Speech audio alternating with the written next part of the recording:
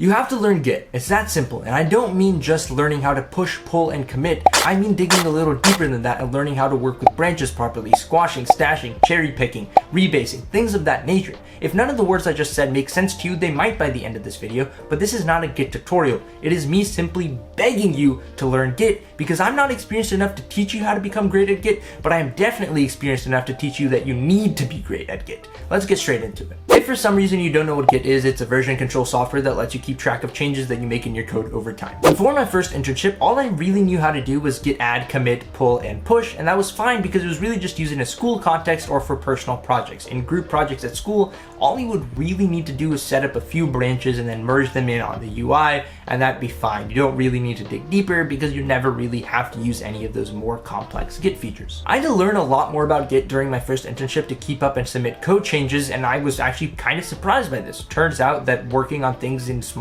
groups or just by yourself is completely different than working on it in a large team setting, and the way you use Git in both settings is very, very different. And the commands that I learned during my time, I didn't even really learn. All I really did was just copy paste the same things over and over again with just minor modifications. It was only after my first internship that I properly tried to learn these commands. If I had known these commands before I went into my first internship, then it would have been a lot smoother process for me and the team that was, hosting me for my internship. And I get it. If it's your first internship, then it's fine if you don't know these things because the team is there to help you and help you learn, and it's not a given that you're going to need to know everything you can about software engineering before you go into your first interview, but it'll be good to know and it'll make your team think you're really, really cool. In addition to learning those commands, I also had to learn how to structure my commits and pull requests. This meant writing more descriptive commit messages than just fixed bug or changed thing on X line. Those are not good commit messages, and those are really all that I was writing for my personal projects. Additionally, my commits for my personal projects were all kind of bad because I would add like 20 different features and then put them into one commit and then push them up. And that's kind of stupid because the whole point of commits is to be able to help you keep track of the incremental changes that you're making to your code base. So if you make a bunch of changes at once and then you send them up, it's a lot harder to tell what changed in the first glance, and it just makes it harder for you to go back in time and see, hey, this changed here and that might have caused this bug here.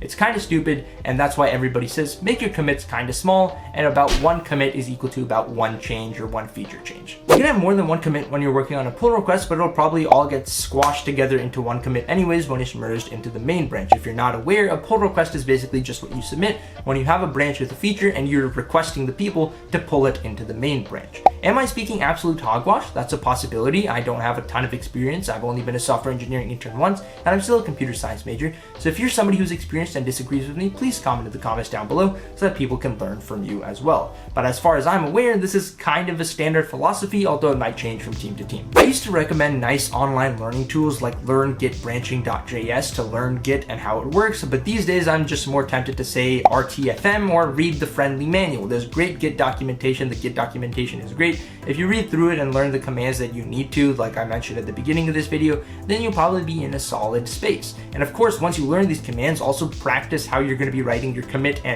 messages and pull requests. Even if you don't have any friends to work on, because some of you are CS majors, you can simply just practice by yourself when you're building out your next side project, make PRs, and be your own code reviewer. Speaking of code review, that's another thing that you're probably going to have to learn, which is how to review code in these pull requests. I'm not the best person to speak on this because this is something an experienced software developer should talk about, so go search them up on the internet and to learn how to do code reviews from them. But if you know how to do code reviews going into your first internship, your team's going to be really impressed. And yeah, even as an intern, you're expected to contribute something to code reviews. That's all I have to say. Thank you for watching. Go learn some Git. If you enjoyed, hit that like button, leave a comment, subscribe, and I will see you in the next one. By the way, YouTube is recommending you this video, and I think you should go check it out because their machine learning systems are great. Anyways, I'll see you in the next one. Peace out.